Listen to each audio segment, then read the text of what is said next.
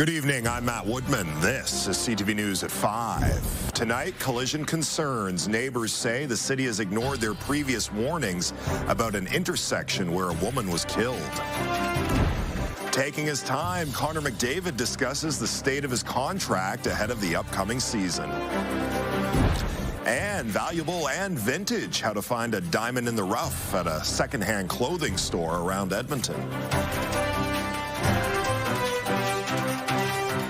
CTV Edmonton, local breaking news with Matt Woodman. People living in a West Edmonton neighborhood say the city is ignoring their concerns about traffic. They're pushing for safety measures to be added to an intersection where a woman recently died. As CTV's Evan Kenny reports, they've complained about the intersection before. Nick Aaron has lived in Edgemont for 6 years and has been complaining about this intersection for 5 of them. Myself and a lot of neighbors have submitted requests to the EPS, the city, and 311 expressing our concerns about the speed on this road for a long time. A 65-year-old woman was hit and killed here last Friday. I spoke to a police officer just down the street a few months ago. They were dealing with another matter, and I said it's going to come to a death at some point. And here we are a few months later, and sadly it's happened. Police say the woman was walking with her 11-year-old grandson along Edgemont Boulevard, crossing Edgemont Way, when a pickup truck turning left struck her.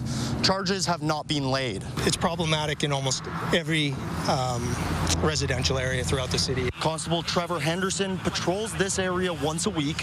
He says on average, he'll pull over 10 cars an hour for a variety of traffic infractions. Speed, heavy trucks off truck route, and stop sign violations in this area. Henderson says one of the biggest problems is drivers rushing through the intersection. It says S-T-O-P. It's stop. It doesn't mean roll through. The wheels come to a stop. There's no more forward motion. You stop at the stop sign. Aaron is hoping police and the city can do more to stop people from driving dangerously here. Unfortunately, we can't count on people to do the right thing and actually follow the speed limit, so speed bumps and lights need to be in place to slow the traffic around here. Area Councillor Sarah Hamilton says the Safe Mobility team is doing traffic studies and implementing various safety measures in the neighborhood. She's also asked the team to reevaluate this intersection. Evan Kenny, CTV News, Edmonton. And the city says last year the intersection received enhanced pavement markings for safety and visibility. It says once police are done their investigation, a thorough safety review of the location will be conducted. A skateboarder is in hospital with life-threatening injuries after being hit by a car in Mill Woods this afternoon. Edmonton police say a 38-year-old man was skateboarding down the sidewalk on 23rd Avenue yesterday afternoon. When he went through the marked crosswalk at 91st Street, a car hit him. The driver was not injured. Police believe no one was speeding or impaired. Anyone with dash cam footage of the collision are asked to contact police. Air Canada says a problem with one of its planes at the Edmonton International Airport last night was caused by a gear retraction issue. A spokesperson for the airline says shortly after departure, the Calgary-bound plane returned to the airport. Once on the ground, engineers found it had a mechanical issue with its nose gear. Passengers were taken back to the terminal by bus. Air Canada says it arranged for the 39 people to board a flight later that night. The issue caused disruptions throughout the airport. Across all airlines, there were 22 cancellations, 10 delays, and 5 diversions that eventually landed. The Alberta Next panel is in Lloydminster tonight, a day after receiving praise and criticism in Fort McMurray. The panel is traveling across Alberta to discuss what Danielle Smith says are grievances inspiring separatist sentiment in the province. The panel has pitched 6 policy ideas, including pulling out of the Canada Pension Plan and creating a provincial police force to replace the RCMP. The panels have been hearing from people with varying opinions. Poll after poll has shown that the vast majority of Albertans support the Canadian Pension Plan and want to stay in the plan. Why does your government continue to go against the clear wishes of Albertans and pursue a pension plan that we don't want? The more I read and the more I dig into the truth of the Canada Pension Plan, I would just encourage everybody to do that. It's pathetic and it's gross mismanagement. 5 more in-person town halls will be held next month. Those will be followed by 2 online events held in October. Alberta is moving ahead with changes to its electricity market as new sources come online. Demand is expected to soar.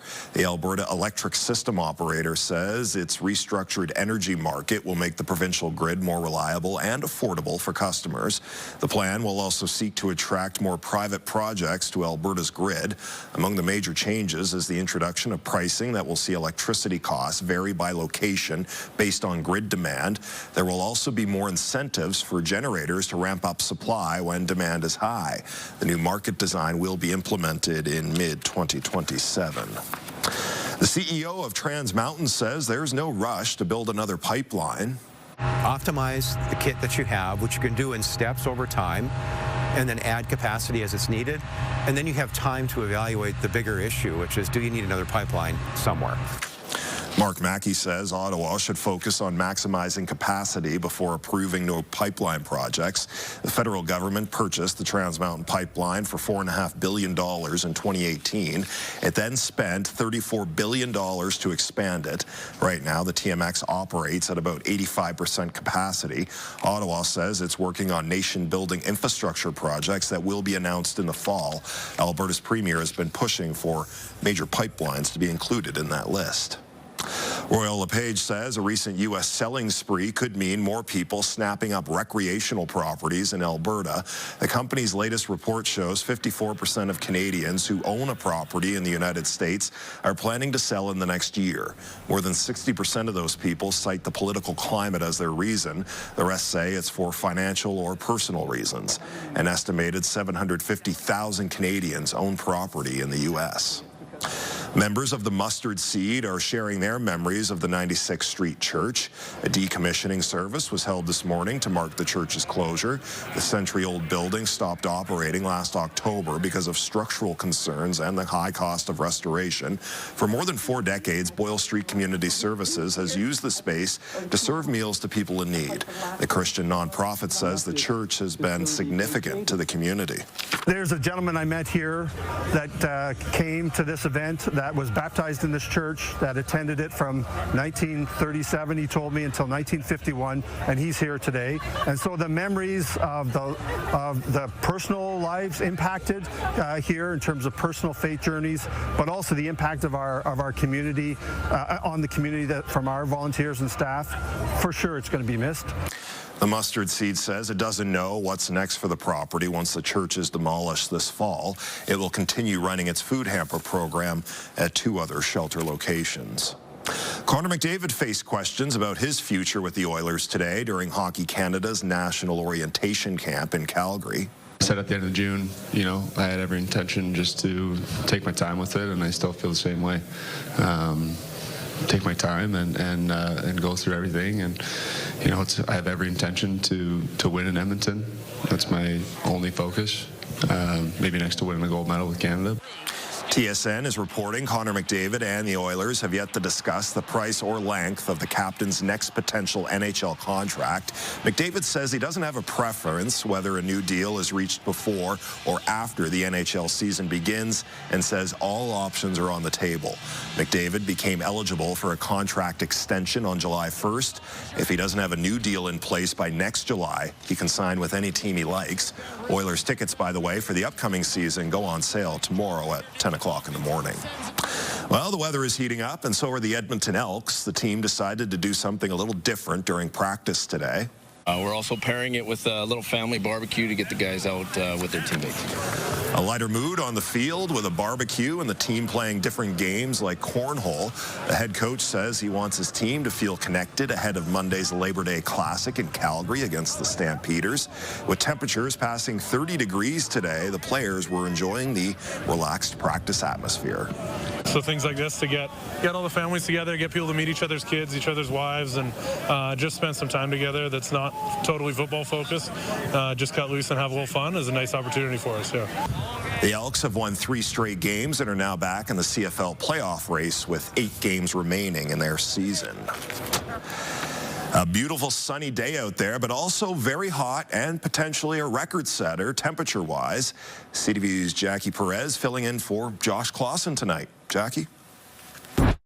It was another hot and sunny day in Edmonton with the potential of another record-setting high. Now, the heat warning has extended not just for Edmonton, but into really all of Alberta, even to parts of Saskatchewan. And here's the thing, that we could see daily temperatures between 28 and 33 last until the weekend. Taking a look at conditions for this evening, not much relief once the sun sets, about 25 degrees, clear skies. But then tomorrow, a little bit of relief starting off the day at 15 degrees. But then we're going to nearly double the temperatures, getting a daytime high of 33 degrees. And the heat warning expected to stay in place for the province well into the weekend. We will have these details and more in a bit.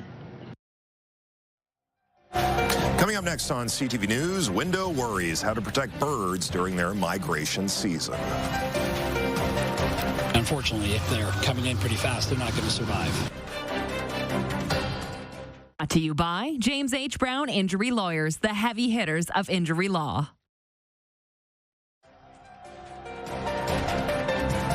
You're watching CTV News at 5.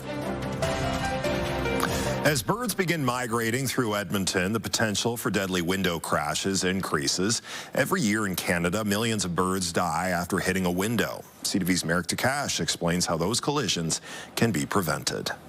Customers at Wild Birds Unlimited have been stocking up on window deterrents as we enter migration season. I've witnessed it happen in this city and in other cities. It's a very big problem during migration. Window strikes are a problem Art Nystad is all too familiar with. And unfortunately, if they're coming in pretty fast, they're not going to survive. According to Birds Canada, 25 million birds die every year after crashing into a window. They will often see things like the sky or trees in a window and think that that's just more forest or sky that they can fly to. The best way to make sure you don't end up with a dead bird in your yard is to make your windows more visible. And there's basically solid decals that you can put on the glass, and then there's some more clear decals that you can basically, so that you can look out the windows and not be obstructed.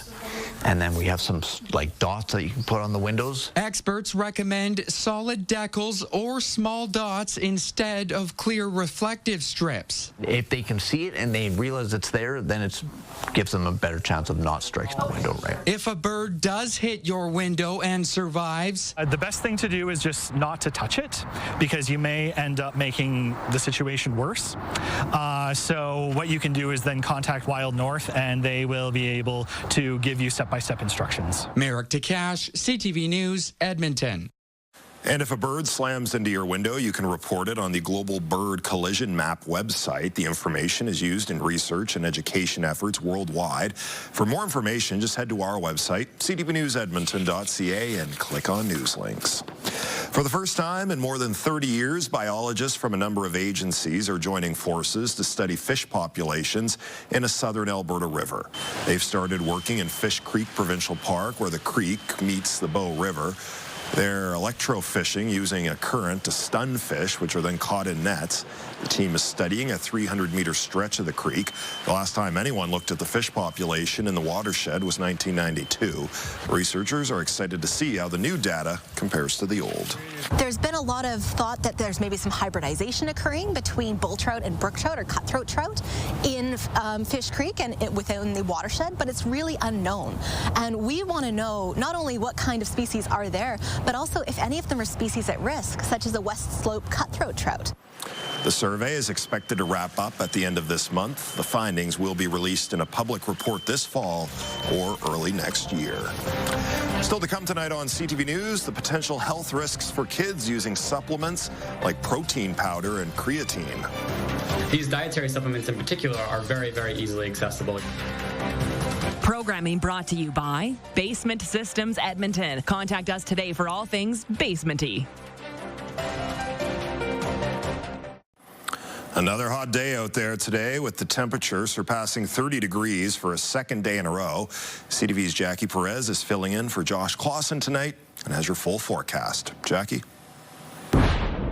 Well, clear, sunny skies for pretty much all of today, and the heat carrying on until the next several days. Taking a look at tomorrow, clear skies will carry on. There is a little bit of light cloud cover at my Cold Lake, but it is expected to clear out most of the day. We're expecting some clear, sunny skies for Edmonton and area. There's a little bit of activity down by Banff, but it isn't expected to affect parts of northern Alberta at all. Even getting into Friday, we are looking at clear, sunny skies. So really, it's all about the heat that we've been talking about well throughout these next several days. The heat warning remaining in effect. And yes, the morning are going to have some cooler temperatures. Cooler start today, 13 in Fort McMurray as well as Slave Lake and Grand Prairie, 12 degrees in Red Deer. But then look at the highs for tomorrow. They're going to nearly double, even extend that as well. Taking a look, Fort McMurray getting to 33, as well as Cold Lake and Lake Lebeche. Slave Lake about 28 degrees. Grand Prairie sitting at 33. Lots of sunshine as well for the northern part of Alberta. A little bit more cloud cover as we look to southern Alberta. 32 in Coronation, 32 also in Lloydminster with a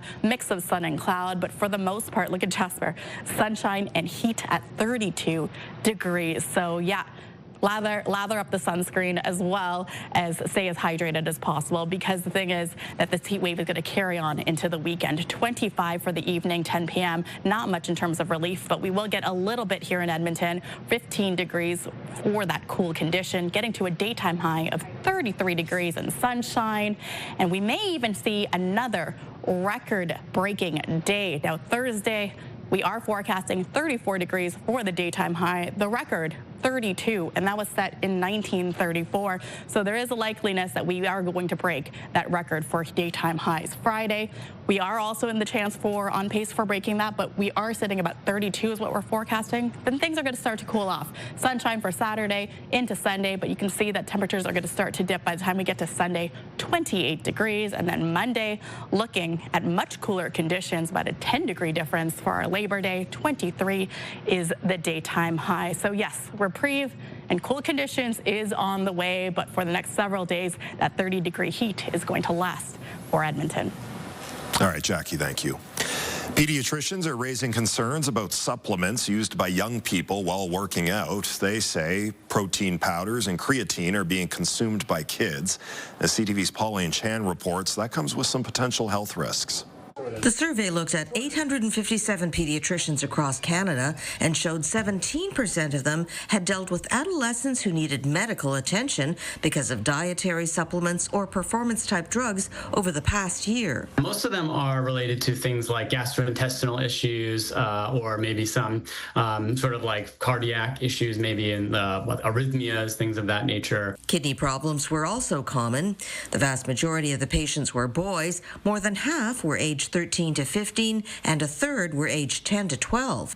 More than half of the doctors say they never screen regularly for supplements or performance-enhancing chemicals, and a quarter said they had no knowledge about the substances. I think the important thing is just to recognize, especially for parents and pediatricians and healthcare providers at large, is that these dietary supplements in particular are very, very easily accessible. You can buy them at Costco, you can buy them at Shoppers. Items such as whey powder, pre-workout mixes, and creatine are also available online. And lead researcher Kyle Ganson says their use has been increasing in teens recently. Certainly social media is a big proponent of this and obviously influencing a lot of young people to go towards some of these supplements. Use of illegal drugs such as anabolic steroids has also been on the rise in kids, and Ganson says the harms are not just physical. Also things like body image issues or other disordered eating patterns or overexercising, which again can also cause some other problems. He says parents and healthcare providers need to know more about these substances and encourage safe use of them. Pauline Chan, CTV News. Coming up on CTV National News at 5:30, while some provinces have lifted restrictions on American alcohol, Ontario says its ban stands. We'll tell you why. Then on CTV News at 6, a mediator recommends a contract deal for some provincial government employees. Those stories and all your local news of the day on CTV News at 6 with Jeff Hastings. When we return, Pig Out in Alberta City preparing for one of its most oddest and most popular statues to make a comeback. There was this pig that tested the odds and, rebelled against the system and managed to escape to freedom. Programming brought to you by James H. Brown Injury Lawyers, the heavy hitters of injury law. The city of Red Deer is preparing for one of its most famous residents to return. Francis the Pig made headlines in the 90s after escaping a slaughterhouse. The pig was on the run for several months, capturing the hearts of people who reported sightings and pleaded for his life to be spared.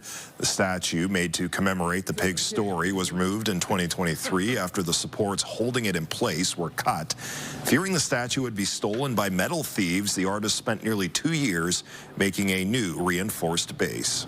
There are two upright rails from a railroad in there. They're vertical, two of them. So there's not going to be much of a way to saw through all that. Here was this pig that tested the odds and, rebelled against the system and managed to escape to freedom. And people loved that. People loved that this little guy had created his own chance for himself.